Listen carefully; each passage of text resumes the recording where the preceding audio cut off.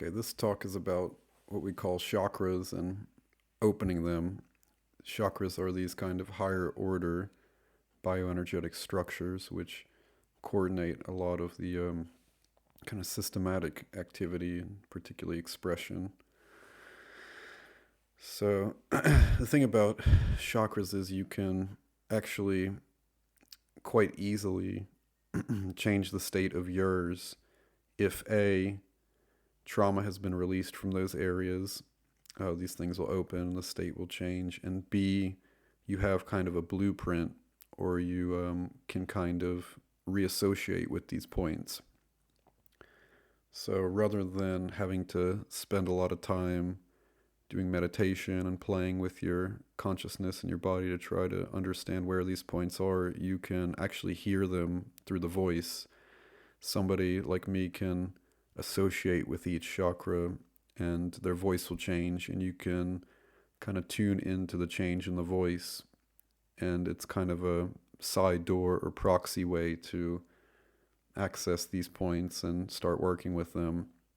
So basically, these chakras are naturally quite closed in the majority of the population, and it's due to trauma, both systematic kind of cultural trauma about expression, etc., and also personal trauma. So, for example, if you've ever been choked to surrender, or a number of other trauma constructs can affect the thyroid, then this, what they call the throat chakra, may be offline and your voice might sound quite weak. Going lower, the heart chakra, this would have issues if you had a number of kind of traumas around fear or things like that in the lungs, or trauma in the actual heart around being emotionally overwhelmed, or kind of not being able, feeling like you can move your blood. There's a number of trauma constructs which affect the heart. Going lower, the kind of sacral chakra associated with creativity and sexuality. This is often blocked by sexual trauma, but can also be trauma in the kind of stomach, abdomen area. And the root chakra is often related to kind of trauma in the lower spine and tailbone, which is, these are traumas around humiliating treatment, not being supported by your tribe, spanking on that plate on the back of the lower spine is pretty much the best way to traumatize that point, which is about humiliating treatment from behind.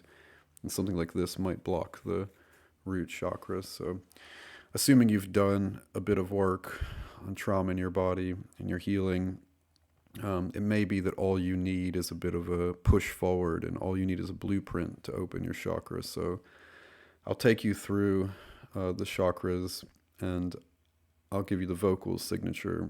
So I'll start with the crown chakra, the chakra in the head, and I'm going to only associate with this, and I'm going to express myself, and you'll see what it sounds like. This is kind of the setup of a lot of the population. They're kind of fully closed and traumatized, and they can only associate with this point. This is kind of the last leg in terms of bioenergetic functioning. So I'm going to start now.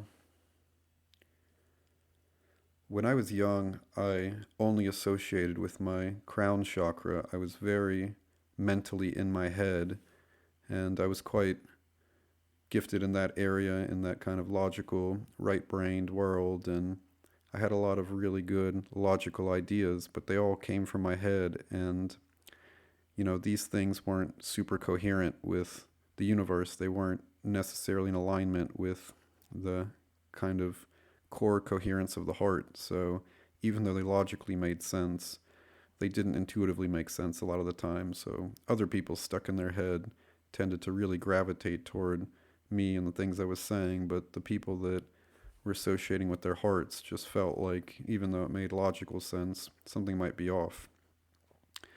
So then when I became a teenager, I wanted to, get the attention of girls. I wanted to become more influential. And so I stopped associating just with my head, and I learned that if I associate with my throat chakra, my voice carries a lot of weight, and people tend to naturally listen to what you're saying. If I associated with my head and my throat just like this, then my voice really penetrated and people really tended to listen. And this is kind of the vocal signature of truth.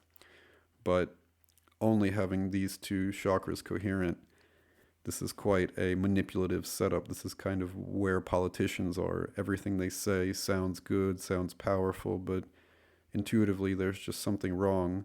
They're not associating from the heart. So when I associate with the heart with all three chakras, then my voice sounds much softer, much more dreamlike, and it's anointed with this vibration of truth and love. This is a really powerful place to be, and if you express yourself from this place with three chakras opened up, people will naturally gravitate toward you. You'll naturally become influential, and you naturally become healing in a way by expressing your heart chakra through your vocal communications. Other people are picking up the energetic signature of the heart chakra, and theirs is more likely to remain open. This heart chakra can also act as a bit of a lie detector. That's one of the reasons it's so important to associate with this, because if you're telling a lie, this heart chakra will become decoherent. So, for example, if I say, my name is Nikita, it sounds pretty clear and crisp because it's the truth.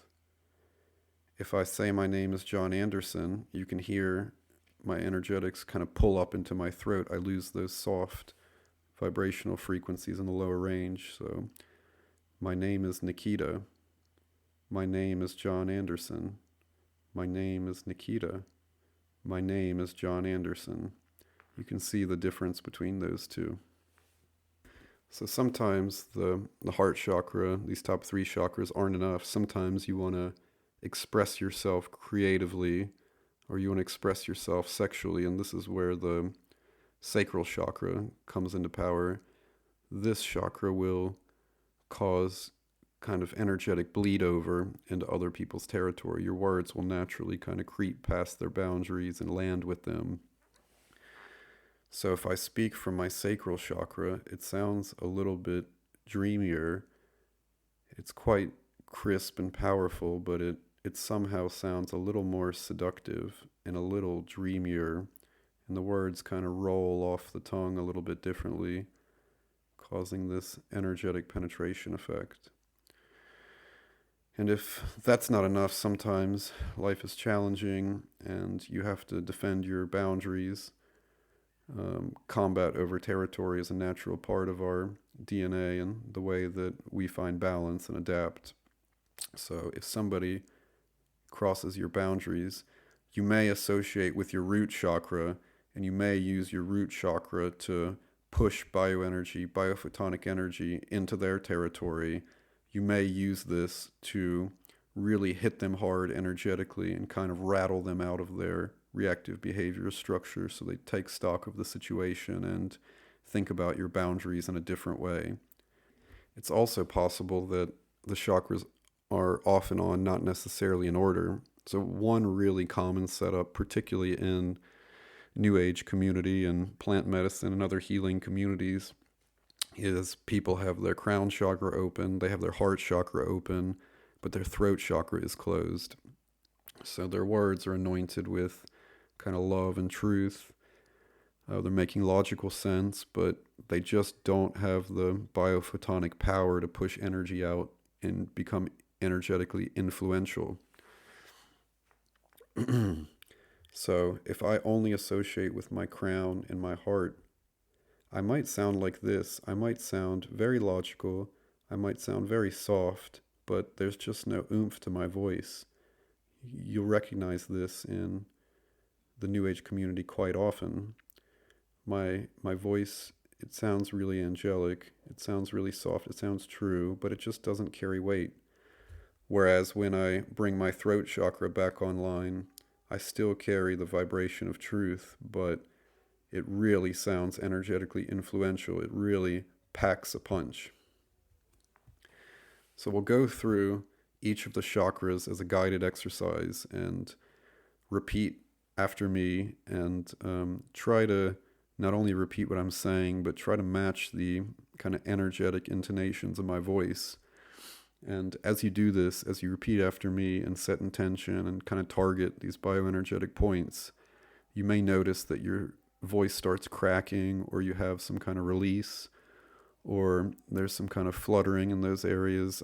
You might notice you're able to bring chakras back online. So take a pause and repeat after me.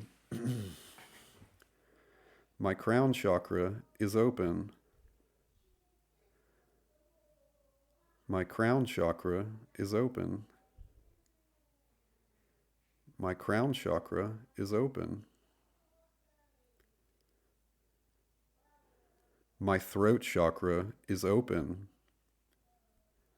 My throat chakra is open. My throat chakra is open. My heart chakra is open. My heart chakra is open. My heart chakra is open. My sacral chakra is open. My sacral chakra is open. My sacral chakra is open.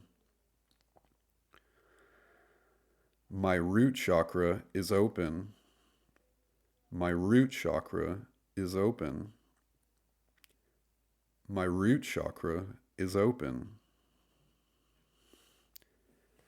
So these are the main ones. There's a solar plexus chakra, which involves the thymus gland, which is kind of a higher dimensional antenna. It's the kind of real connection point of the heart chakra. So you notice gorillas, they beat their chest before they swing on vines and kind of enter challenging territory. They're naturally beating their chest to activate their thymus gland. So you can take your fingers and beat both sides of your chest plate, kind of where your collarbone connects.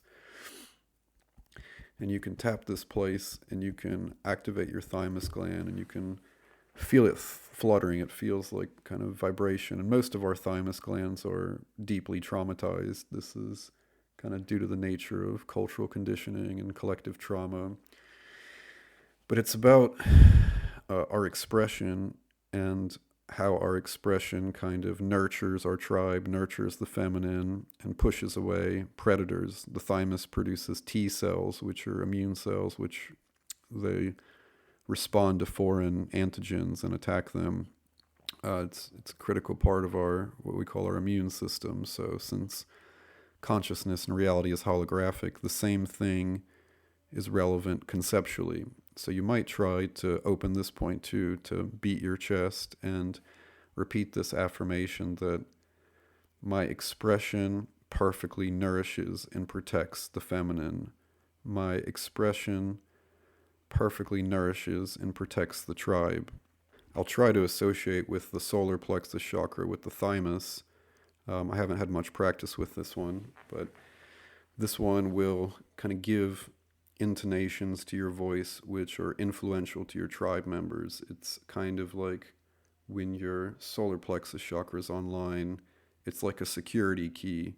Once you have that, other people naturally receive your vibrations that are around you and considered your tribe members. So I'm going to pound my thymus.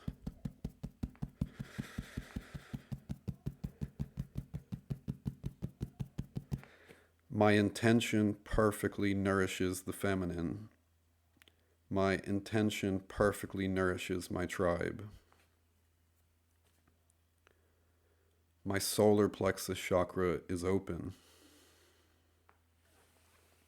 So this is an important exercise to do after you unblock significant trauma constructs, particularly if they're in the throat, related to sexuality, if they're kind of related to one of these core archetypes related to the chakras, then it would be good to do this exercise and kind of try to actively unblock the chakras. They will naturally kind of come online over time, but it's important to use intention and try to actively bring them back.